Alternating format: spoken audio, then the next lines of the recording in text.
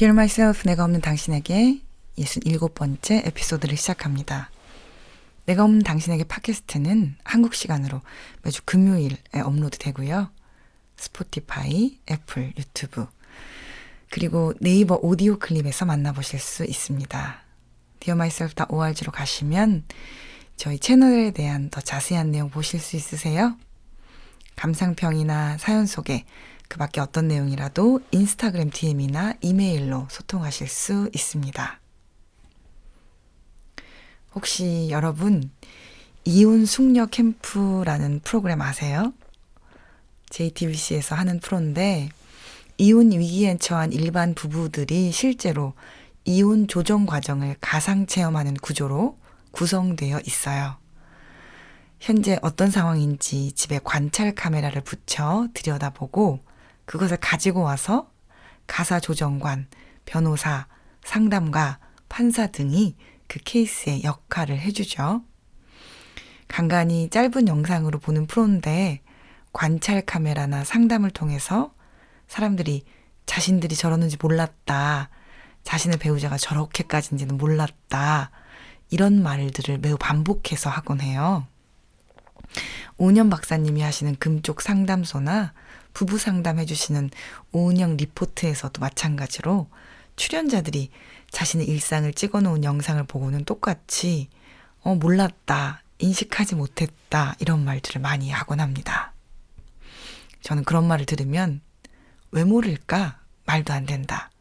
저게 지금 심각한 상황을 불러일으키는데 저러는지 몰랐다? 말도 안 돼. 이런 생각이 절로 들어요.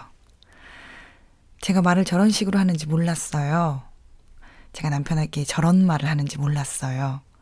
제가 제 아내에게 이렇게 욕하는지 몰랐어요. 제가 제 아이에게 저렇게 소리 지르는지 몰랐어요. 이런 말을 들으면 왜 몰라? 하는 생각이 자꾸 들더라고요. 고도 비만이나 건강이 좋지 않은 사람들의 관찰 카메라는 여지없이 몸을 망치는 식습관과 생활 습관이 나오는데 다들 약속이나 한 듯이 자신이 저런 줄 몰랐다는 말을 하죠. 때때로는 그 말들이 말도 안 되는 방송용이거나 다 짜고 치는 고스톱 아니냐 이런 생각이 들 때가 많았는데 실제로 사람은 자신이 어떤 모습으로, 어떤 모양으로, 어떤 말투로, 그리고 어떤 행동을 하고 사는지 잘 인식하지 못하는 때가 많다고 해요. 그러고 보니 제 자신도 그런 때가 좀 많은 것 같고요. 어느 날은 왜 이렇게 피곤하지? 하고 한참 생각해 보고 나서야 오늘 하루 일어날 일들이 너무 나에게 과했음을 이해하게 되고 또 어떤 날 아침에는 목이 막 아픈 거예요. 목이 왜 아프지? 생각하고 나서야 그 전날 평소보다 훨씬 더 목을 많이 쓰는 일을 했구나 라는 것을 기억해내곤 합니다. 사람이 참 그런가 봐요. 이걸 뇌과학적으로는 이렇게 말씀하시더라고요. 사람은 하루 행동 중 의식적으로 통제하는 부분은 불과 5%에서 10%밖에 되지 않는다고 합니다. 그러니까 나머지 90에서 95%는 무의식적으로 혹은 자동적으로 이루어진다는 것이죠. 실제로 대부분의 일들이 우리 안에 익숙해지거나 습관화되거나 내재화되어서 무의식적으로 그리고 자동적으로 그냥 일어난다는 것이죠. 처음에 양치하는 법을 배우면 의식적으로 이렇게 저렇게 손을 움직이면서 이를 닦게 되지만 이게 익숙해지고 습관화가 되면 생각 없이 몸과 손이 이를 알아서 닦게 됩니다. 운전하는 것도 그렇습니다. 처음에 배울 때야 땀이 나도록 긴장하면서 의식적으로 운전을 하게 되지만 이것이 몸에 배이고 난 다음에는 무슨 생각을 하고 집에까지 왔나 싶을 정도로 의식하지 않고 운전하는 날들이 많습니다. 그러니까 대부분의 사람들은 하루 중에 자신이 하는 일들 그 중에서 5에서 10%만 인식하고 의식하고 의도적으로 하는 거고 나머지 90에서 95%는 습관적으로 몸에 배어서 무의식적으로 하게 되는 것이죠. 그리고 의식하거나 인식하지 못하는 90에서 95%의 일들은 반복적으로 패턴적으로 일어나기 때문에 나를 형성하는 데 영향을 많이 미치게 되고요. 다시 말하면 나를 빚어가는, 나를 만들어가는 대부분의 일들이 내가 인식하지 못하는 사이에 일어나게 된다는 무서운 말이기도 합니다. 그래서 각 분야의 많은 전문가들은 자신을 여과 없이 들여다보는 것을 강력하게 추천합니다.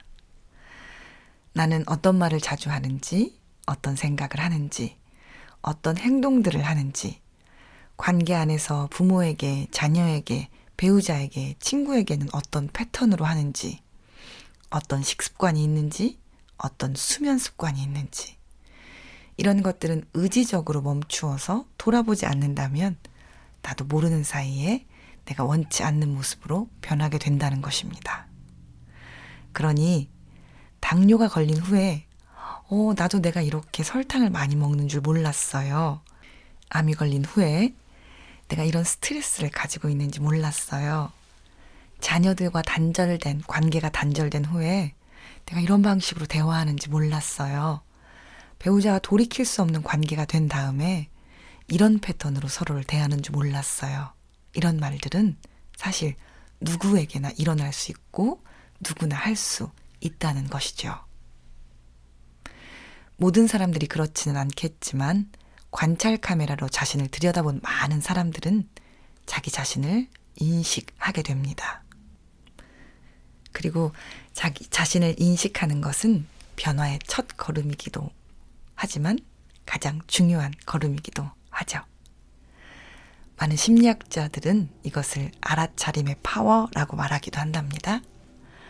알아차리는 것, 인식하는 것, 그것이 시작된다면 변화가 시작된다는 말이라고 합니다. 저도 상담을 받는데 저도 몰랐던 어두운 부분을 발견하고 좋지 않은 마음으로 선생님께 제가 이렇더라고요 라고 나누면 저희 상담 선생님은 오히려 웃으시면서 어머, 그런 것들을 발견하셨군요. 인식하셨군요. 잘하신 일이에요. 라고 말해주십니다. 속도 모르고 저렇게 잘했다고 한다 라는 마음이 불쑥 들지만 실제로 제가 스스로 인식한 저의 부분들에 대해서는 의식적으로 무엇인가를 할 수 있고 그런 일들이 반복적으로 일어나다 보면 실제로 변화가 생기더라고요. 여러분은 여러분이 어떤 사람인지 아시나요? 하루 중에 어떤 말을 제일 많이 하는지, 어떤 생각을 제일 많이 하는지, 어떤 행동의 패턴이 있는지 인식하고 계세요? 관찰 카메라를 한번 켜보세요. 직접 카메라를 켜고 나 자신을 녹화해봐도 좋고요. 누군가와 대화하는 목소리를 녹음해봐도 좋고, 시간을 가지고 나의 하루를 돌아보는 시간을 가져도 좋고요. 일기를 써도 좋고, 누군가에게 나의 모습을 물어봐도 좋아요. 그 무엇이든지 관찰 카메라를 켜보세요. 그리고 알아차림의 파워를 경험해보세요. 언젠가 시간이 많이 흐른 뒤에 내가 그랬는 줄 몰랐네 하지 말고 나는 내가 이렇다는 것을 인식하고 발견해서 이런 일들을 시도해 보았어 라고 말할 수 있는 우리가 되면 어떨까요? 오늘은 여기까지 할게요. 오늘도 함께 해주셔서 감사합니다.